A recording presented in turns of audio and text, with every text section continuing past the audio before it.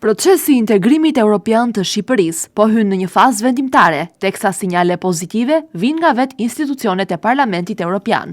Në një diskutim të fundit mbi zgjerimin, raportuesi për Shqipërinë, Andreas Schieder, u shpreh se objektivi për përfundimin e negociatave brenda viteve 2027-2028 është i arritshëm. Sipas tij, progresi i bërë nga vetë Shqipëria, veçanërisht në reformën në drejtësi, e vendos vendin në një pozicion më të favorshëm krahasuar me rajonin. Megjithatë, ai nënvizoi se procesi nuk duhet parë thjesht si një ushtrim teknik për hapjen dhe mbylljen e kapitujve, por si një transformim i prekshëm për të gjithë qytetarët. Reforma duhet ndihen në jetën e përditshme të njerëzve, theksoi Schieder, duke u zhvendosur fokusin nga procedurat burokratike drejt ndikimit real në shoqëri. Një tjetër shqetësim i ngritur prej tij është edhe fenomeni i emigrimit të rinjve. Ai paralajmëroi se largimi masiv i të rinjve nga Shqipëria dhe rajoni mbetet një sfidë serioze, e lidhur drejt për drejt me aspiratat për integrimin evropian.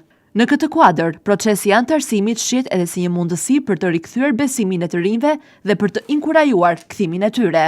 Në të njëjtën linjë optimiste, u shpreh edhe eurodeputeti holandez Thijs Roten, i cili rikujtoi se objektivi për zgjerimin e Bashkimit Evropian deri në vitin 2029, dikur i konsideruar ambicioz, tashmë duket më realist. Ai përmendi Shqipërinë dhe Malin e Zi si dy kandidatë që kanë bërë përparime të dukshme, krahas vendeve si Ukraina dhe Moldavia.